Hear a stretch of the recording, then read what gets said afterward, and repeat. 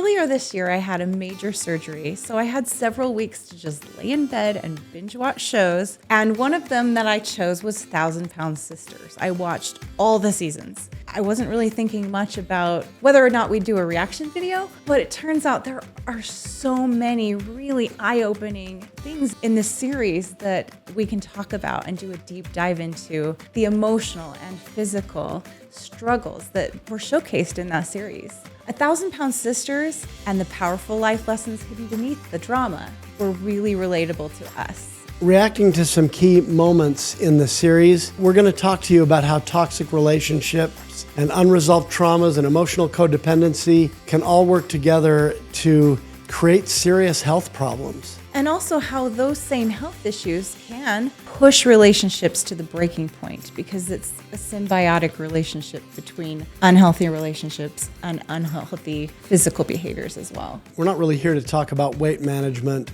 per se. It's about the very real and often kind of invisible cycle when emotional pain manifests in the body. We're also going to talk about family dynamics and how they can keep us stuck. Through the lens of Tammy and Amy Slayton's journey, we unpack the warning signs of relational toxicity, the challenges of breaking generational patterns, and the hope that comes when people finally choose growth over what's comfortable. Yeah, if you're on a personal health journey or working through difficult family relationships or just looking for honest insight into how you might create real change in your life, this video is for you. Come join the conversation and discover why healing your body often starts with healing your heart. We're going to react to 1,000-Pound Sisters. And literally, these sisters weighed more than 1,000 pounds at the start of their journey combined. Through these sisters' journey, we explore what it really takes to break toxic cycles, set boundaries, and start healing from the inside out. Healing your body often starts with healing your heart. There's a symbiotic relationship between poor health and toxic relationships. There's all kinds of studies on it, but we want to ask two core questions. The first one, are unhealthy relationships sabotaging your health? And second, are unhealthy lifestyle choices sabotaging your relationships? Those are great questions. And there is a proven link between health and how relationships function, and it certainly is portrayed in this series. There are a bunch of characters, really. I mean, they're very authentic and they are very different from each other, but they also have this family dynamic. They're from Kentucky. They're hillbillies. Their mom is skeptical of her children's ability to succeed. I mean, she's very much that way from the beginning. Now, very negative person. Yeah, she presents a challenge for them. Chris is the protective older brother who leads by example. Now, Misty, the reserved and observant older sister, she's a pretty strong character as well. While Amanda is assertive, and she's somewhere in the middle of the clan, and she's newly divorced and pretty self-empowered, I would say. I mean, in a lot of ways, for someone who's newly divorced, she's very strong. Now we have our 2,000-Pound Sisters, the main focus of the show. Tammy, tell us about Tammy. Oh man, she was infuriating to watch. She's stubborn, she's emotionally reactive, she's easily influenced because she's love-starved, leads entirely with the heart, no brain. Until she chooses different. Right.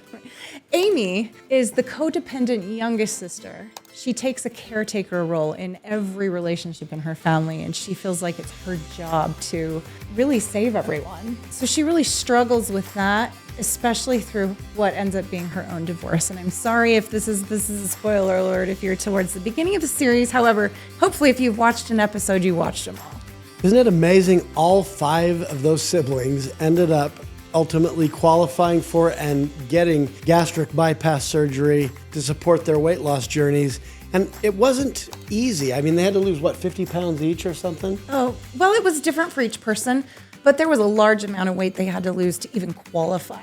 Right. And that was the first major milestone was, hey, I got to lose my 50 pounds or whatever it was for the person to then begin the journey from there where they were going to get surgical help to lose more weight. And that's right. And then even after that, of course, they had certain things they needed to do to be compliant and to be safe. One of those safety precautions was, of course, giving up smoking and other substances, as well as the emotional component. They required them to have counseling. Right. So Tammy's journey involved everything from addiction to dependency, emotional sabotage, and really unhealthy relationships. That's right. Do you remember she had this fetish for skinny guys that had fetishes for big girls? Right. I mean, one of her guys even had a podcast where he said that if any girl he was dating dropped below 300 pounds, she was out of there. And how does that help keep her on her health journey? I mean, she was nowhere close to 300 pounds for the time she dated him, but still, it was not a big incentive to lose weight. Exactly. She knew that if she did a really good job of losing weight, he was going to dump her. Right. So any kind of rooted trauma, coping mechanism, be it junk food or substance abuse or toxic relationships, I mean, those were all a part of her journey. And breaking out of that pattern was hard for her. Well, it's really hard because, let's face it, she did not have much of a life. She was confined to bed most of the time. She'd get up and she couldn't even work. Hobble around the house a little bit. She was over 600 pounds. She was the heavier sister. And she was dangerously close to being bedridden all the time, which would have meant the end of her life, basically. But anyway, she didn't have a great quality of life. So anytime she had a chance to have a little pleasure, whether it was having a strange boyfriend or a Twinkie or whatever it might be, well, what has she got in her life that's any good besides a piece of cake? So, or what she called sodies. Right. She drank a lot of soda, and she called them sodies. Right, and when you don't have anything more fulfilling in your life, you know how you can never get enough of what you don't need? Well, the last thing she needed was more food. And why did she always want more? Because it never quite satisfied. It wasn't really what she needed. And she eventually figured that out, but she got so close to weight loss surgery, and then COVID happened. It set her way back. The isolation made her depressed. And then, she got in that relationship with a man who had that big, beautiful women fetish. They call it BBW. I'm not a BBW. I'm an SSBBW. Supersized, big, beautiful woman. Yeah, she gained back nearly 170 pounds due to that isolation and toxic influence. I mean, it's crazy. It's so sad. She ended up heavier than she started. The turning point for her really was when her brother Chris set an example, and he ended up getting some praise for his weight loss achievements, and that sparks a shift in her.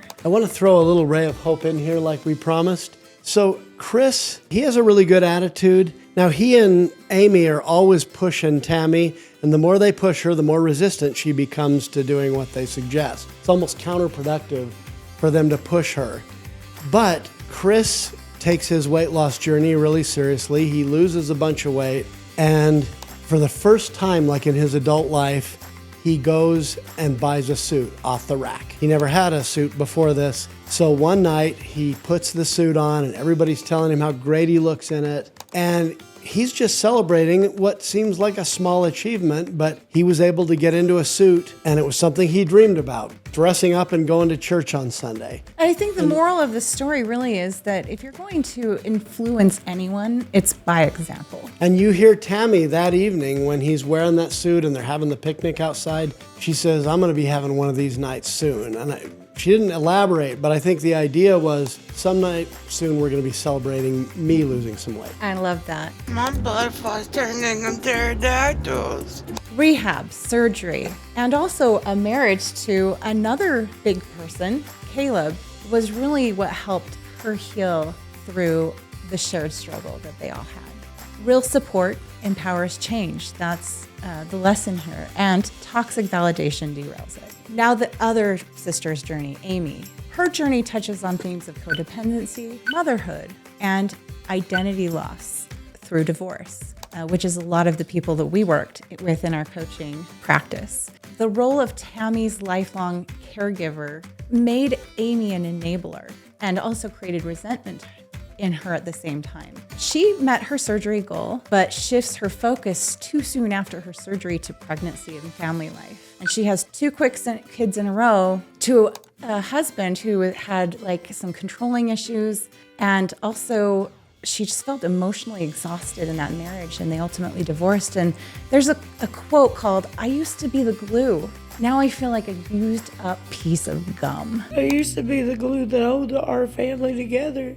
But now I'm just the used piece of gum. Realizing that I have too much on my plate, and that mindset led her to a lot of self-neglect, and she really stayed stuck in her healing journey. So the lesson is that self-care is not optional, it's foundational, especially in a crisis. Yeah, family dynamics and enabling behavior. Sometimes when we think we're being loving to someone, we're actually enabling destructive behavior, and we got to be really careful in certain situations. Like Tammy wanted food to satisfy that initial craving, and she wanted food that wasn't good for her. All right, and then what are you drinking during the day? Sodies. Sodies.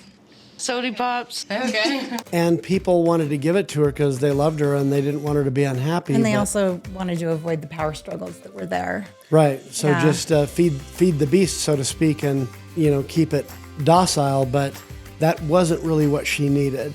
Tammy also had this entitlement mentality, and that caused compassion fatigue from others. So the key lessons and takeaways from this really interesting documentary is that health and well-being must come first in your life, no matter what's happening in your relationship, no matter how chaotic your life is. If you think it's too chaotic to take care of yourself, that's exactly why you must. Loaded cheese fries, tater skins, mozzarella sticks. Man, everything looks so good.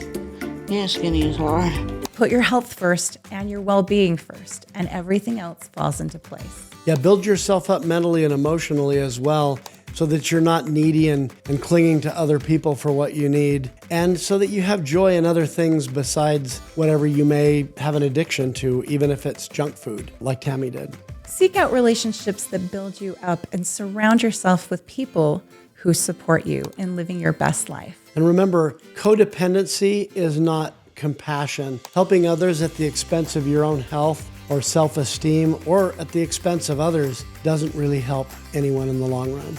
Celebrate milestones along the way. Break down tasks so they're manageable and achievable. This can lead to amazing results. Don't wait to celebrate until you've met the big goal. Recognize all the wins along the way. Saying that I'm not going to celebrate until I have lost 450 pounds, you need to celebrate in between to keep you going.